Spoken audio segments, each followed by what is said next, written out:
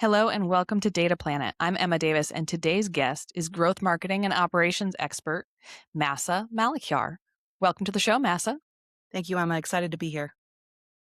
All right, so you have a strong background in project management. I believe you have your PMP, um, and all of that interwoven with also a strong marketing background. So I'd love to hear from you, especially because you have this like marketing and operations and project management. Talk to me a little bit about how marketing programs could benefit from that project manager influence. Yeah, that's a great question. I think anyone who works in marketing knows there's no such thing as an overnight task, right? There's a lot of planning, a lot of organization, a lot of communication, both internally and externally, whenever you're doing something relatively small in the marketing world. Even like a 30-minute webinar takes preparation work. It takes finding the subject matter expert and rehearsing. It takes getting the message out so that people know that you're actually doing the webinar and it's going to the right people that you actually want to attend the webinar. So there's a lot that goes behind something that people typically see as a simple task because they're not familiar with marketing, um, which is very understandable, right? Like I don't know all the ins and outs of what goes into coding a beautiful interface. Hmm. Yeah. But one thing that I think marketing teams don't typically involve is a project management aspect of it, at least not until they're pretty large, right? And so there's always usually some sort of scrappy mentality is like, oh, we'll just get this project done and it'll be great, and then we'll move forward. And in that, there's a lot of spinning wheels or kind of going at a pace that doesn't quite match what you're trying to do because you get kind of lost in stakeholder conversations. People find out a little too late about something, and then they have ideas about how they want to change it, and you have to listen to it. So it kind of goes on and on and on. And then, when you finally get to that perfect webinar, by the end of it, everyone's like, I can't wait for it to be done, because Hmm. they're Yeah. so tired. That's where project management can really help a marketing team. They can help keep everyone focused. They can take the burden of the communication off of the creatives and Hmm. and allow the stakeholders to kind of filter in their comments and their ideas into like kind of one central storage area that the project manager will parse out and then Hmm. help kind of the team stay focused but also listen to all of the different pieces of feedback, especially if it's one of those more visible items, like if your executive leadership is going to be on the webinar or you're working with a partner or a client. There's a lot of voices that marketing team needs to pull together. Absolutely. And the thing that came to mind as you were talking about that is the potential for missed opportunity Mm-hmm. by having a really like myopic focus on just the thing that you're doing, not in the context of other things that are going on. So Yes. Yeah. especially, I mean, I think with any marketing, like it's a matter of being in the right place at the right time and not necessarily, you can't control everything. You can't control human behavior. But when opportunity's there, you want to be able to seize that. And so I've been in many conversations with clients where, oh, we launched this campaign, blah, blah, blah. Oh, well, a couple weeks from now, we're doing this other thing in like a different, um, a different part of the organization or a different part of the marketing team is doing this. And it's like, dang, the combined, the combined power of those two initiatives could have Mhm. been so much greater than the Yeah, power of each of them individually. I wish there had been some coordination and context around that. So, exactly. Yeah, especially when there's a larger team at play. If there's a customer success team that interacts very closely with your market base, they should be in the loop. You guys should be talking, right? You should be collaborating.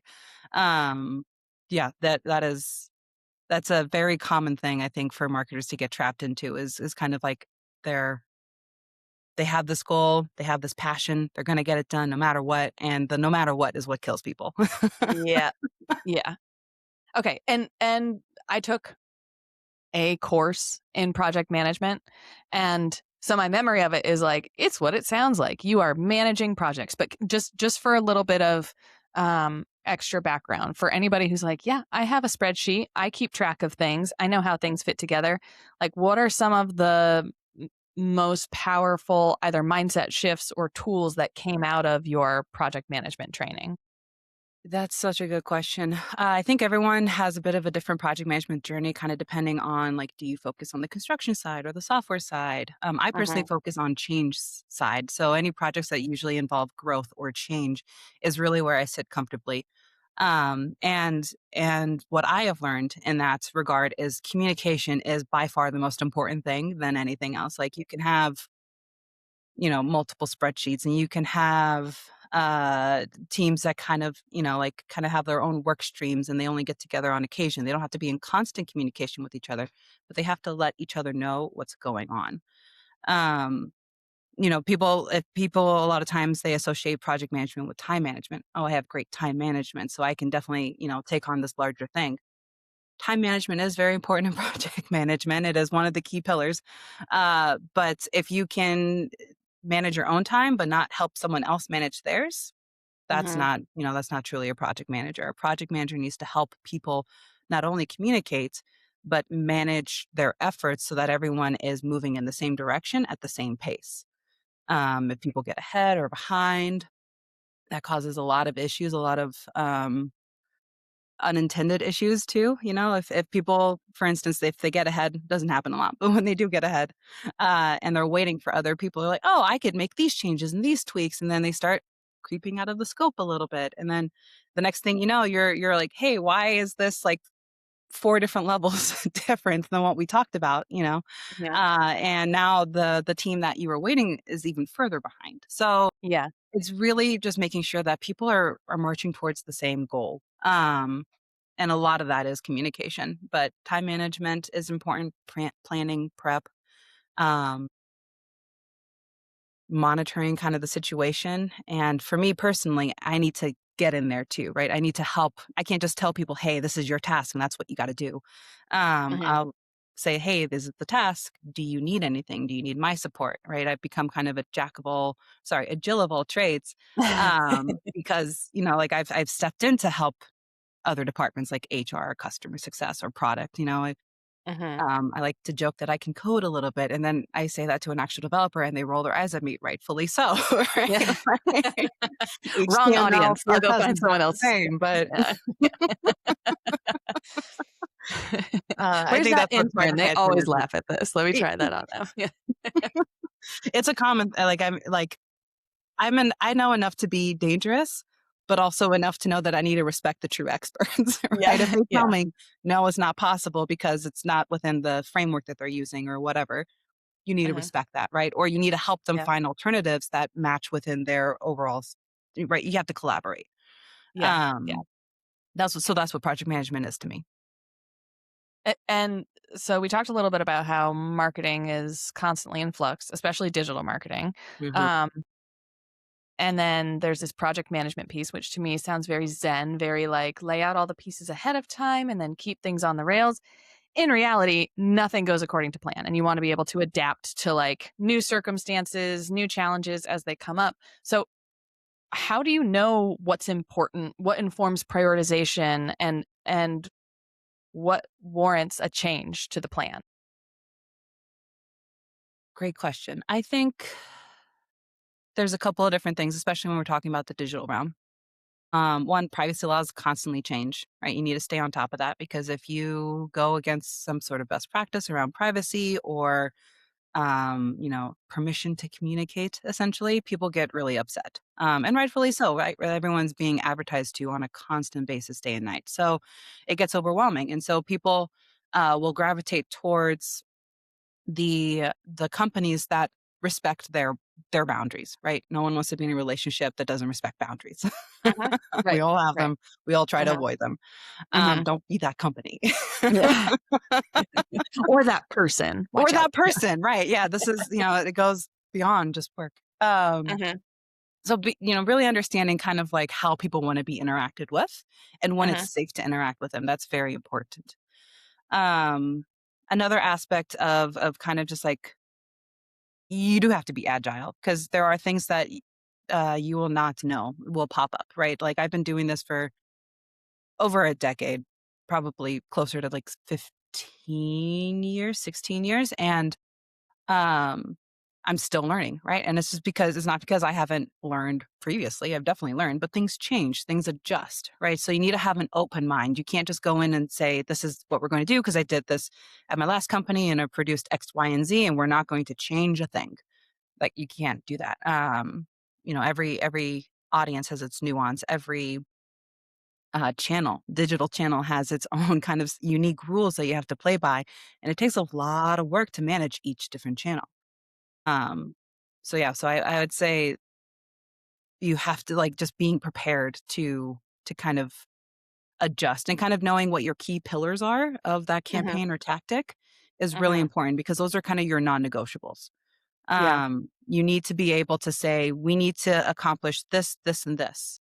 Mhm. Not how you're doing it, but why you're doing it. And as Yeah. long as you stay true to your why, you should be pretty successful. Yeah. And what stands out to me about your response to that sort of 5-part question, so thank you for your patience with that, but your response to that question is you weren't necessarily talking about specific data points. Like, I am looking at pipeline. I am looking at this. It's more so, based on my expertise, my intuition, these are the things that are non negotiables to me. These are the things that, like, well, we're going to have to pivot if something comes, if we have an update to data privacy standards or we have a customer who has a complaint about how we're using their data or any, like, that's it. That's the priority. We need to fix that. Um, so I'm obviously a fan of data and, using KPIs and metrics to inform prioritization and decision making. But you also talked about, 15 years of building this expertise and kind of honing your intuition. Where does that fit into how you would make decisions on, either specific projects or an overall, marketing department, Yeah. a larger initiative? No, that's great. I will say intuition only gets you so far, right? Like, yes, I have built up my intuition and I have a really good sense of what's the best practice and what people just kind of don't like, especially in the B2B world, right? That's where I've Hmm. really focused my career. Hmm. Um, and how to gain trust in the marketplace. Like that is so important. But you have to look at the data. Like that's how I built my intuition, right? And Hmm. my intuition can sometimes be wrong. And the data will prove it to me that I am wrong. And then we pivot or we adjust, right? Like being able to not only just see that you have data points coming in and you're trying to hit some sort of benchmark, whether it's because it's based off of historical track records for this company or something that you've seen as a best practice for the industry or whatever, right? You need to be able to actually take that data and put it into action. Data, Mm. just for the sake of data, is not helpful for anyone. And this is going to make the maybe the data warehouse people a little bit anxious, but perfect data doesn't exist. Mhm. Yeah. Like you have to be able to read something and be able to interpret it, and not in just a way that makes you look good or like justifies what you're doing, but like truthfully, like interpret it to like how the marketplace sees you, because it's all about perception. You can imagine you're doing the best campaign in the world, and it hits all of the things that you love and you're passionate about. It builds the trust in your mind and everything else, and then you see the data and it doesn't help move any sort of needle, doesn't help move your website traffic, doesn't help generate more leads, doesn't help you retain your customers and prevent churn. So that means there's something off, right? And you need to be able to look at the data and adjust your intuition in order to Yeah. make sure that you are actually producing something that drives results.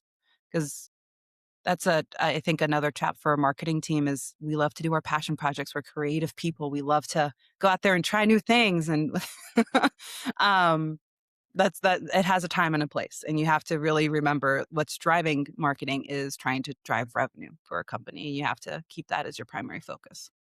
Yeah. And I think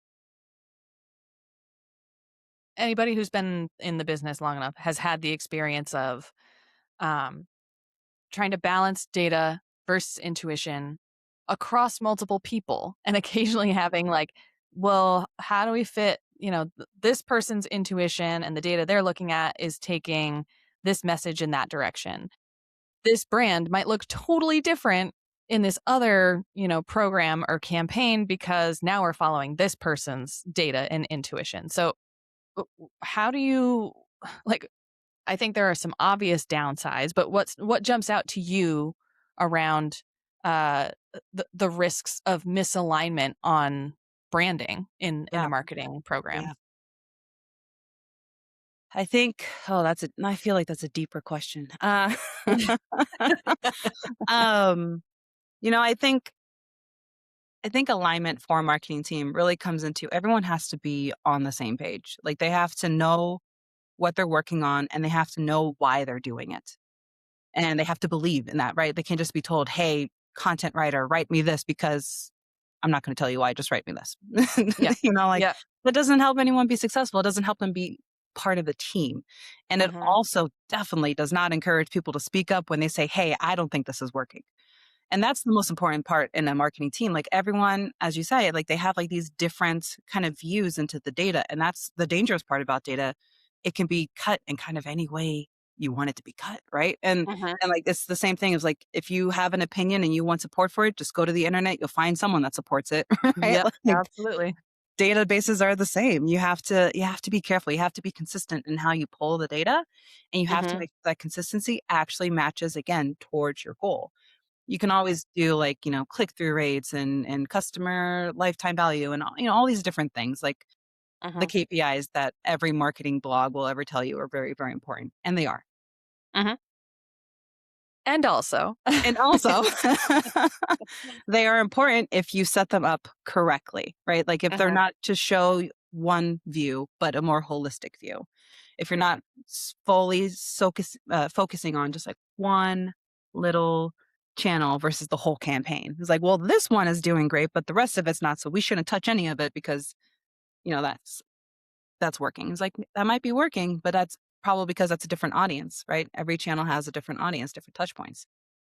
Um, you need to This is another one that I think, people can kind of fall into the trap for is you need to control your variables. Like, this is what marketing loves to do. They have Mm. to do 8 different kinds of versions in 8 different places, and then they get confused about, like, why they can't compare data. It's 'cause, Mhm. it's think about your basic science experiment. You have to have a control, and then you have a variable. Once you get your variable down, you start adding on more, right? Slowly but surely. I think that's the, most what I'll say the best part about growth marketing is that you're supposed to be very iterative, right? You start with Mhm. kind of like a base and then you iteratively change kind of in smaller bites as opposed to launching traditional huge marketing tactics that like all happen all at once. Mhm. Um, Mhm. that's why I really like growth marketing because it allows you to adapt and allows you to change based off of the data. And Massa, speaking of alignment and that sort of intuition misalignment, I've seen that happen with even at the branding level, which the brand Mhm. should be sort of the soul, the voice of a company. Um, what does it look like to a consumer? What is the experience with the brand if there is Mhm. misalignment on what the direction of that spirit or voice should be? Yeah. I think so many companies look at marketing as the leader of brand and kind of like the owner, and they're the only ones that really display it. And that is just such a huge missed opportunity. Really, a brand is what the people feel about the company. It's not just the Mhm. messaging, it's not just the colors, it's not just the logos, it's who the company is. And if you Mhm. don't have alignment with what you're trying to put out there in the marketplace and then your internal employees, especially the customer facing ones, Mhm. that's going to cause a huge misalignment and huge mistrust in the marketplace.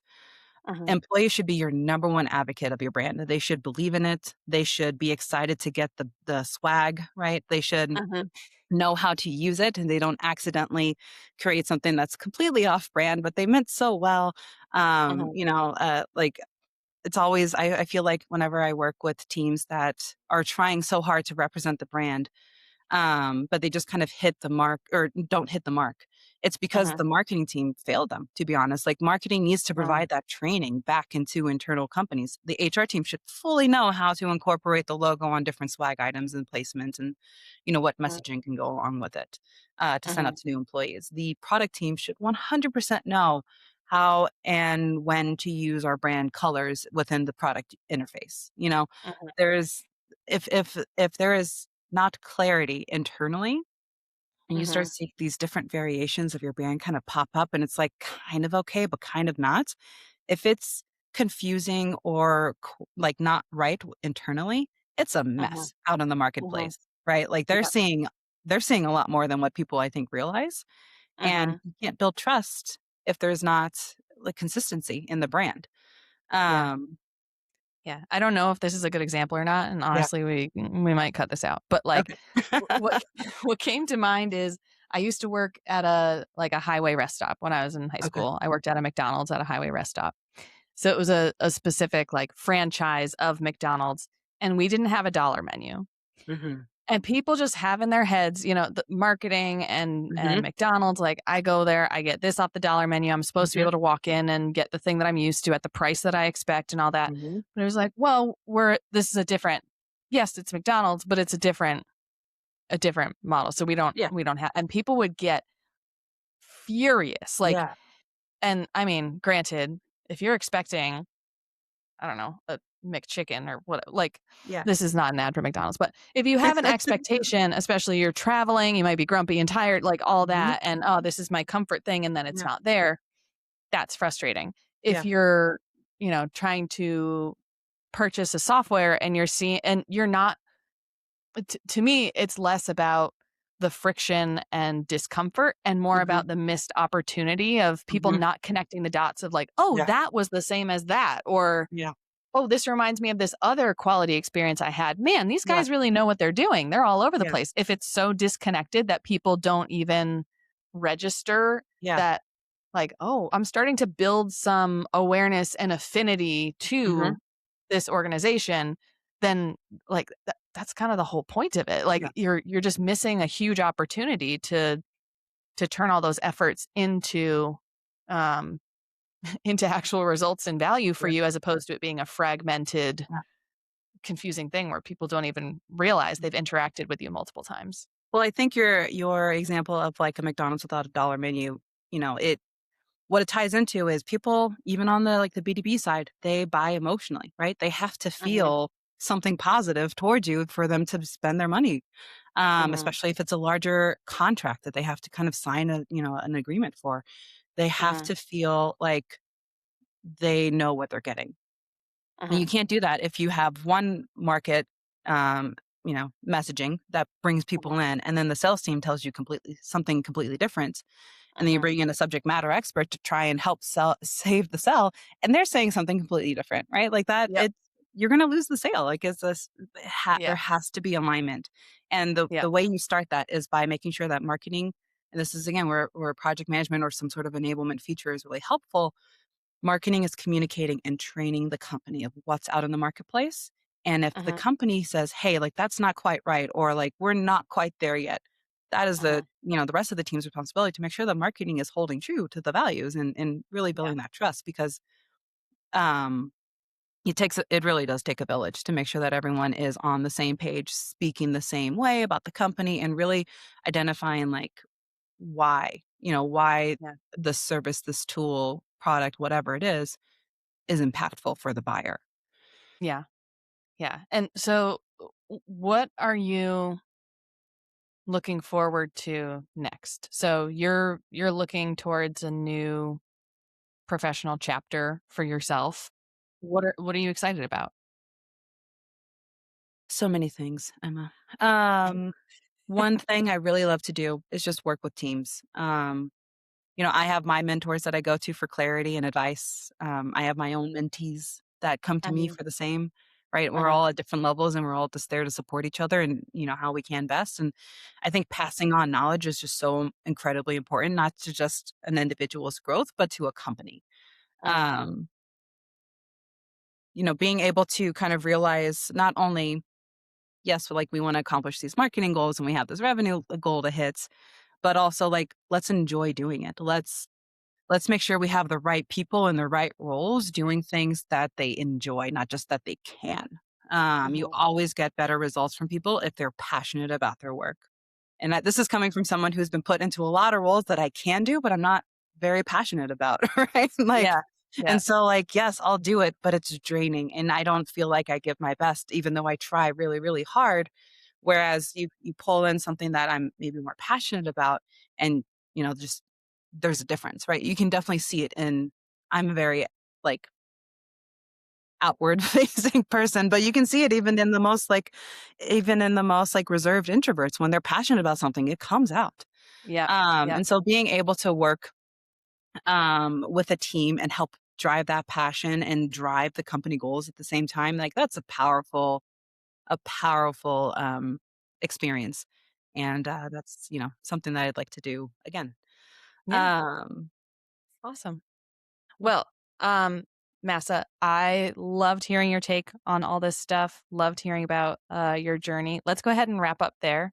Listeners, if you want to learn more about Massa, details will be in the show notes. Massa, thank you so much for joining me today on Data Planet.